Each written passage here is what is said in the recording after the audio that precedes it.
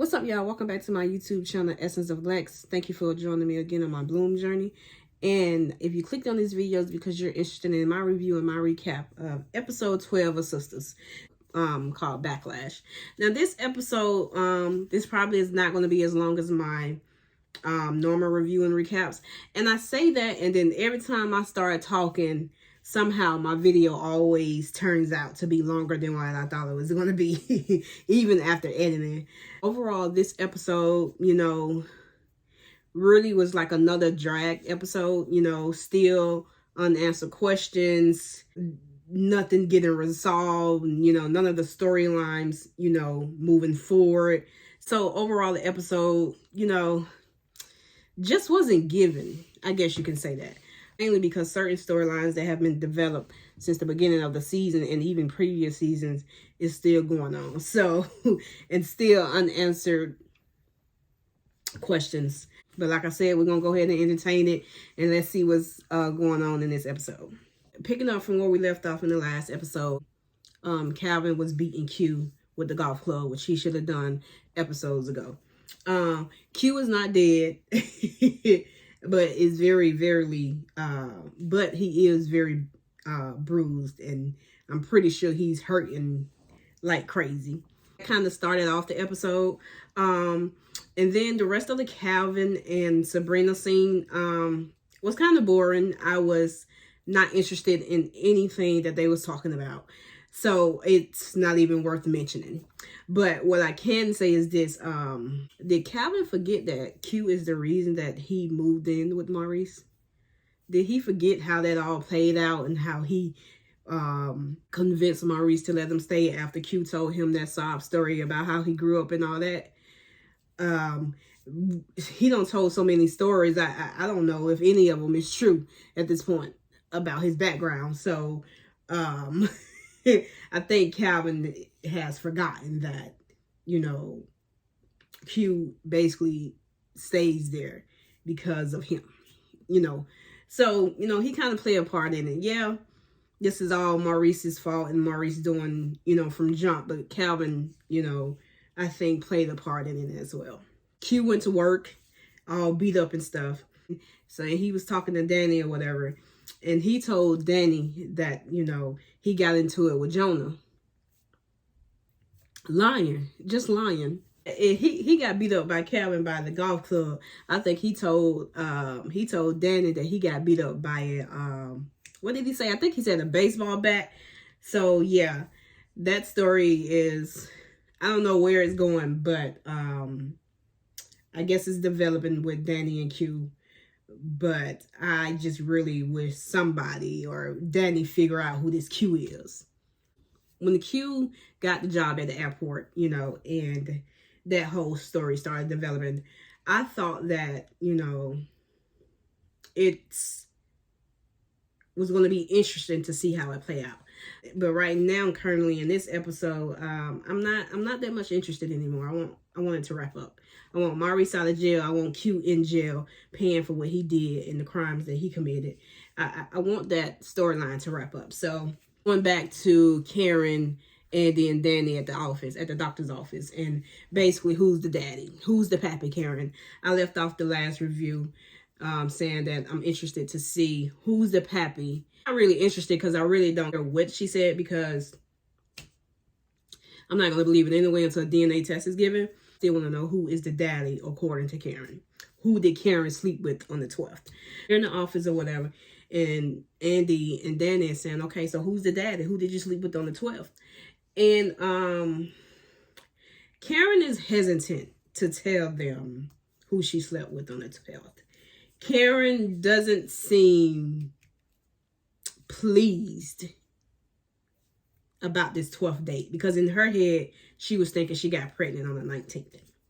She thought the conception date was the 19th. So Danny and Andy, they're like, they want to know. Danny was about to get ready to go through her phone and figure out. I guess she was about to look at the calendar. I don't know. To me, that's a little wild, because if you can go to your calendar and figure out the date of when, I understand that Karen told them, when she slept with Zach and when she slept with Aaron. I understand all that, but for you to get ready to go back through her calendar and and figure out, that was just wow to me from Danny's perspective, because I cannot go back to a calendar, and I don't want to go back to a calendar, referencing a conception date for anybody else other than me. And that's just my honest opinion. But she was about to get ready to go to it and figure it out, and I was like, she was about to play Inspector Gadget about this date. Aaron tells them that Zach is the baby daddy, and that, she always known that he was the father. Danny said something like, well, it's still kind of uncertain because the time frame was so close together and whatnot.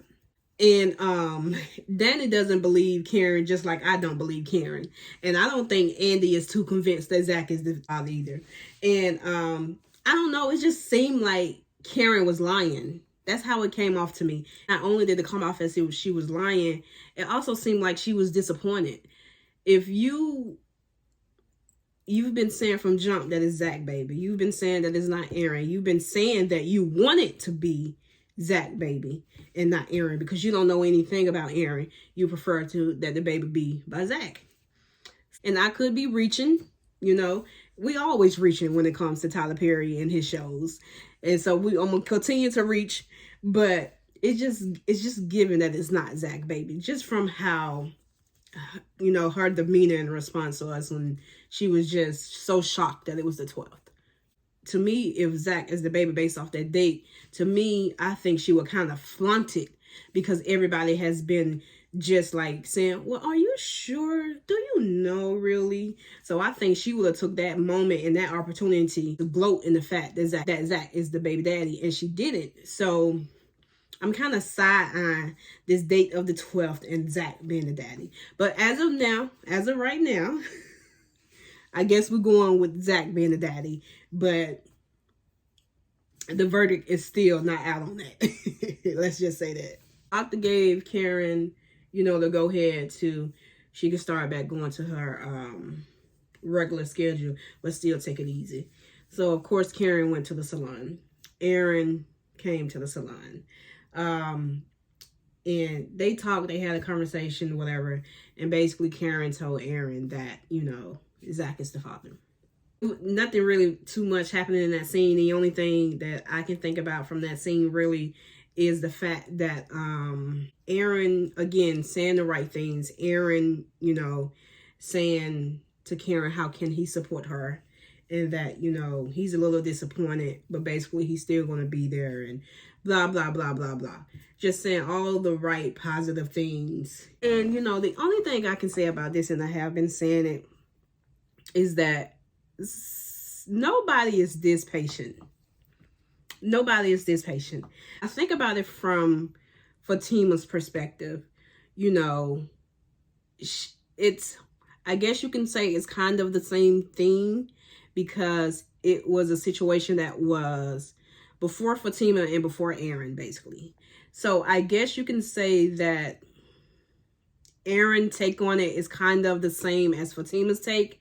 I can't really say that, nobody is this patient, because Fatima is being patient as hell with this whole, situation. Very understanding. So I can't really say that.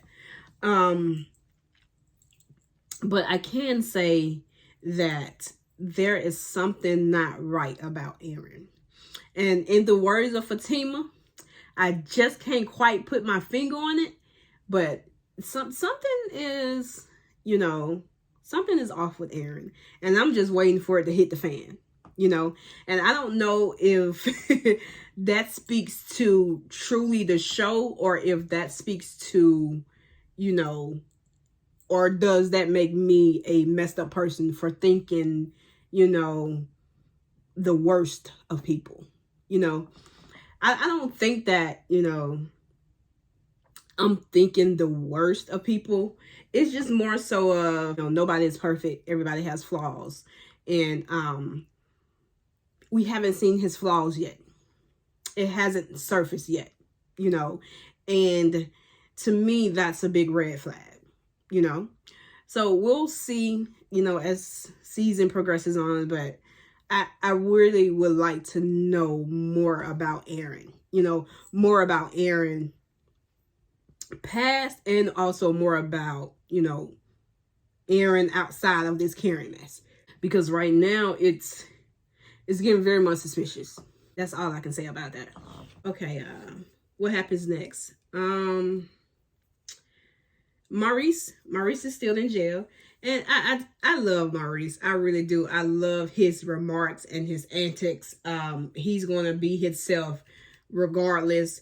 And I just love that he's slick at the mouth, fly at the mouth. Maurice is a damn fool, and I love him.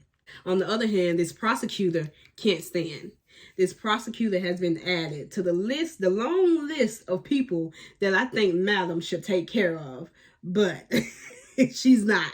He's trying to basically pin Maurice against Sabrina type thing. Maurice versus Sabrina type thing, He told Maurice that Sabrina is out and that Sabrina gave him up. That if he signed a deal or whatever, he can be out in the next hour, and all he has to do is testify against Sabrina. Right now, it's given that Maurice is going to, stay loyal because he know neither one of them did anything. So right now, it's given that Maurice is going to stay loyal to his friend Sabrina, and I hope it stays that way. I know, the circumstances and how certain things and how he probably is thinking about folding under pressure. But I really, really do hope that, he doesn't lie to get his way out of jail, if that makes sense, because he knows Sabrina had nothing to do with it. And at the end of the day, Sabrina got in this mess because of him. So, right now it's looking like he's going to stand strong and stand firm in his friendship with Sabrina. But, we'll see as the season progresses on. The prosecutor is definitely trying hard to get him to turn on Sabrina. What else happens in this episode that is worth mentioning? Andy and Robin. Andy went to see Robin in his office, basically to thank him for helping with the Sabrina and all of that. And then it's switching to Robin is in a bit of a situation. Robin and the partners or whatever are trying to do a call. And they explained what a call is during the show. Basically, a call is when the majority is trying to do a capital raise, and each partner has to put up a number, And Robin number is 14 million. And Robin doesn't have 14 million, right? So, and they didn't specify how much Robin had. Only thing he said was that Robin said that now he basically, what I got from that scene is Robin doesn't have 14 million, but he also still is 1 million short from whatever he did have because he had to help Sabrina. And Robin is aware of Gary and Hayden trying to force him out. So he's basically just trying to figure out, I guess his next move and what he should do and whatnot. The only thing I got from this scene is that I think I like Andy and Robin together. Although I did not like the way he came at Andy when Hayden told him that Andy slept with Paris. But overall, I kind of like them together, and I kind of want to see them explore a little bit more between them two. Robin told her that if he loses the law firm, that she's worth it. Smooth Robin. So I kind of like Andy and Robin together. I kind of hope that Tyler Perry explored them a little bit more. But Andy can't really get up off Gary to explore anybody else. So I don't know. We'll see, but I kind of like Andy and Robin together. So let's end it off with Zatima, Zach and Fatima. In this episode, they still looking good and they blue or whatever. Zach comes to Fatima's office. And this is the first time of him ever been in Fatima's office. So when Zach is walking up, you see the smile on Fatima's face. The smile on Fatima's face says it all. She's gone. She is gone. We already knew. You have to be you have to be gone for a person to pull up with all of this drama and this BS that Zach has going on. So, but the smile she had on her face when Zach walked up, it was like, yep. If there was any doubt in anybody's mind or anybody process of, Fatima just walking away from Zach, nope. If there was any, small chance that Fatima was going to just leave Zach and this drama alone, I think that small chance has went out the window, because that smile says it all. And it also says something about Zach, because through all of this BS and through all of this drama, he still can put that smile on Fatima's face. So Zatima is in goal. They are definitely crazy about one another. Zach came to talk to Fatima. He's going to pull up at her job when he wants to talk. And this is what I thought about in this episode. This is the first time, probably not the first time, but this is this definitely dawned on me while I was watching it. Some of these conversations really could have waited till Fatima got home from work. I just don't understand why Zach needs to continuously pop up at Fatima's job. Some of these conversations could literally have waited till she got off. It really could have. It really could have. Well, that's kind of going against what I said in some reviews earlier in the season. I remember I said that sometimes if you let a person sit in their feelings, for so long, that it can make it worse. Versus as if you go ahead and trying to hash it out immediately. So that's kind of going against what I said earlier. But this conversation I feel like definitely could have waited until Fatima was off and back at the house. But that's not how it played out. But so we're going to entertain it. You see, I keep saying we're going to entertain it because that's how it was written. So basically, Zach, tell Fatima what the lawyer said about them both getting 50% and all of that bull junk. I honestly thought Fatima was going to tell Zach, well, maybe you should get another lawyer. I thought and was hoping that Fatima would tell him, you should get another lawyer. But nope. Fatima said, well, that's a good lawyer. Zach also told her how the lawyer told him to, kind of come up with an agreement or work something out with both of them so that it doesn't have to go to court. Fatima was like, okay, cool. She's fine with that. Then silly Zach thought that he was going to go to the salon and talk to Karen by himself at the salon. And Fatima said, I'm not cool with that. You can bring Karen over and she can talk to the both of us together at our house. No, Zach, what you stepping in that salon for? Not comfortable with that. So the storyline is they setting it up, for them to sit down yet again. But that's basically what it is. And they want to sit down and talk with Heather and try to figure out and come to some common grounds about the baby. And even though DNA test was done, I still don't think that's Zach baby. I'm still 50-50 on Heather baby still being his, because it's just so many coincidental surrounding this whole Heather situation that is very much given he's not the father, even though the DNA test says that he is. Somebody tampered with that test. I bet you they did. But we'll see how the season plays out. But right now, it's Zach baby. So type of understanding of how to co-parent and move forward. And I agree that, he should talk with Heather and figure out some type of co-parent and how they should move forward. But when it comes to Karen, right now, I honestly don't think there's anything to talk about. The baby is not physically here yet. And there still is a chance that this is not your baby. So y'all want to go through the hoops and go through all of this.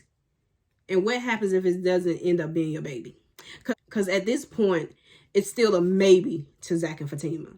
On one side, Karen has gotten the conception date. She's certain that it's Zach. Okay. But she hasn't communicated that to Zach and Fatima yet. So my thing is this. Why go through the hoops? Why do all of this if you're not even certain if this is your baby? I don't think a conversation with Karen needs to happen quite yet. But it's going to happen. So we're just going to see how this plays out. So Hayden served Zach while he was in Fatima's office. And I'm just like, why every time Zach comes to the office, he suddenly appears? Like, is he watching the cameras? Is he watching the door? Like, every time Zach comes to that office, Hayden appears out of nowhere. I guess in the next episode, we're going to see what actually, the paper entails. But, Fatima. So, Fatima has came up with this plan to get the gold digger from Madam to kind of play Hayden and to basically take him for everything he got and to basically distract him from whatever he's got going on. I'm guessing Fatima is at a point to where like she really doesn't want to kill him, because we all know that if Fatima wanted him dead and gone, it would have been handled by now. And she didn't, and she won't even have to do it. It'll be handled by now. So from Fatima's perspective, she don't want him dead. She don't got him beat up. She done she done tore up his place. Zach done beat him up. He done got hit with brass knuckles. He done got put on the hood of a car butt naked. Like, she's running out of ideas. The only thing left to me to do is to, kill him. But she's trying not to do that. So she came up with this plan. And the girl name is Tamara. Fatima is a very calculated person. Fatima is smart, all that. We know that. But why Fatima set this whole thing up at the office was a red flag to me. And it's got me thinking that Hayden probably knows, or at some point is going to know, or going to catch on. Because one, Hayden has already bugged your phone in your office before. Who's to say that he's not doing it again? Two, who's to say that he didn't see you with Tamara? Fatima took Tamara in the break room to talk to her and to tell her the plan and to tell her, to just set up the whole scene of how she wanted this to go. Who's to say that Hayden didn't see them in the break room talking? So it's given very much a red flag that she did all of that at the office. But right now, it appears that Hayden doesn't know anything. And I hope this plan worked that Fatima got. I really do hope this plan worked. Because if it doesn't, there's nothing else left to do but to let Madam handle it. That's the only thing. If crossing my fingers that Fatima know what she's doing and that this plan really works and works in their benefit for Zach and Fatima. Like I said, this is how it's planned. This is how it's going. This is how it's written. So I'm just entertaining it. Although certain episodes and certain scenes are dragged out, they still do got my interest. So that's why I'm still reviewing and still watching it faithfully every Wednesday live. Let's get into the ending of the episode. The ending of the episode tripped me out. Andy and Fatima in Andy's office. And Andy notices a tan line on Fatima's ring finger. I guess that's how Andy is going to find out that Zach and Fatima is engaged. She saw a tan line on her ring finger.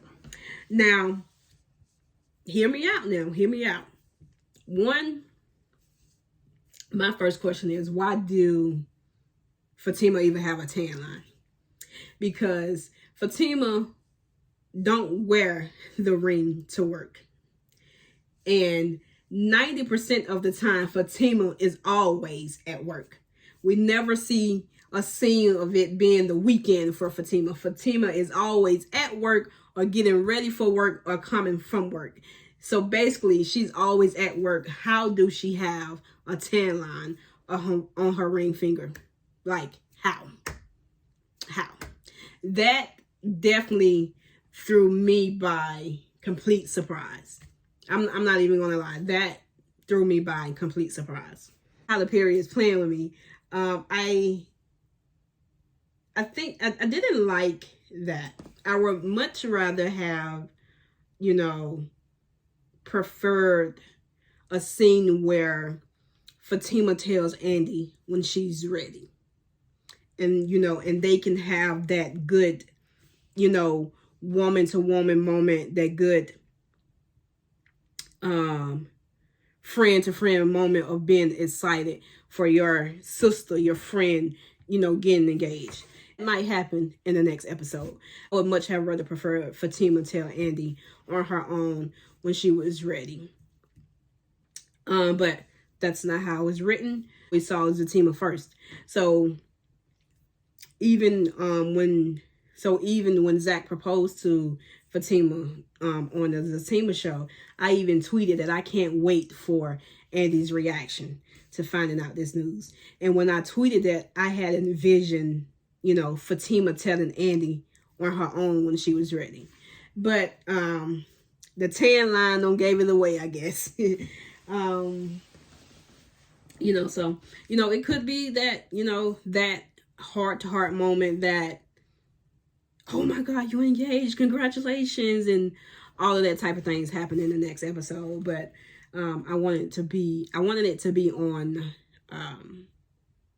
basically on Fatima's time when she was ready to let Andy know, as a friend, not as, you know, Andy being her boss, but, you know, that genuine friendship that Andy and Fatima have, and that they're continuously working on and building.